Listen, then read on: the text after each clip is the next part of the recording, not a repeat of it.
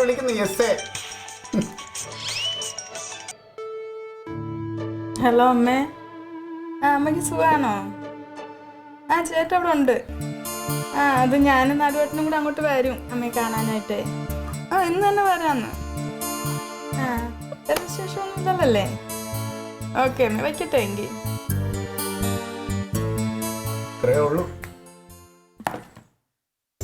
എന്നിട്ട് പോവല്ലേ? എനിക്ക് നാലുവട്ടം മാത്രമല്ലേ ഉള്ളു, അതുകൊണ്ടല്ലേ. നമുക്ക് ഇന്ന് തന്നെ അമ്മയെ കാണാൻ പോവാം. ഇത്രയുള്ള ആള് എവിടെ പോവാൻ? എങ്ങും പോവില്ല.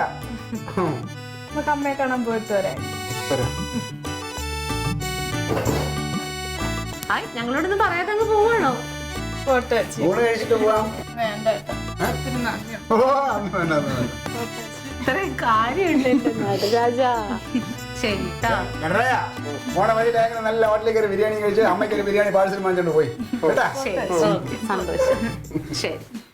പിന്നെ പാർട്ടി കാര്യങ്ങൾ മറക്കണ്ട. മീറ്റിംഗ് ഉണ്ട്. അപ്പൊ നല്ലപോലെ ഒന്ന് കുളിക്കാതെ കെട്ടിറങ്ങട്ടെ.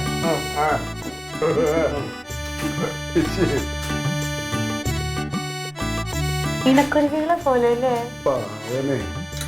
കഴിഞ്ഞ കാലത്തിൽ കാണുമായിരുന്നു പാർട്ടി ഓഫീസിൽ കിടന്നിട്ട്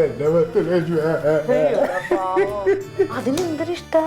ആന്നേ, ഞാൻ ഇപ്പഴേ നിനക്ക് കാണുന്ന. എടാ, ഞാനൊന്ന് ഇന്ന് തന്നെ അങ്ങ് പൊക്കോട്ടെ. ഞാൻ പോണം. നീ 2 ദിവസം നിക്കാൻ വന്നതല്ലേ? അവിടെ ഇച്ചായനും കൊച്ചും തനിച്ചല്ലേ, ഞാൻ പോട്ടെ.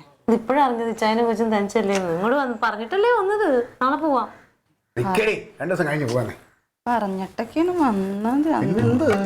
എന്തായിട്ടും കുഴപ്പമുണ്ടല്ലോ. അതെ, ഞാനും ഇച്ചായനും നമ്മളേ ഇച്ചായൻ അതൊക്കെ പറഞ്ഞപ്പോ എനിക്ക് അങ്ങ് പിടിച്ചില്ല. ഞാനപ്പം ഇങ്ങോട്ട് ഇറങ്ങിപ്പോവും. ഞാൻ പോട്ടെ, അത് ശരിയാവില്ല. പിന്നെ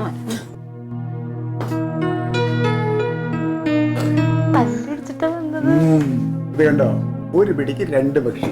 ഒറ്റ ഉപദേശം കൂടെ 2 കുടുംബമാണ് ഇപ്പൊ നന്നായിക്കണേ.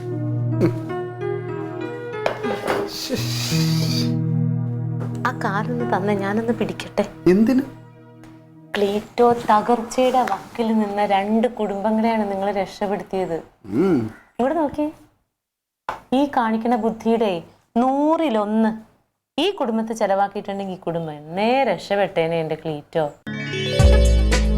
ഞങ്ങളെ പൊതുപ്രവർത്തകരാ, വാഗ്ദാനം കൊടുക്കാറേ ഉള്ളൂ, അത് പാലിക്കാറില്ല. അതാണ് ഞങ്ങളുടെ രീതി.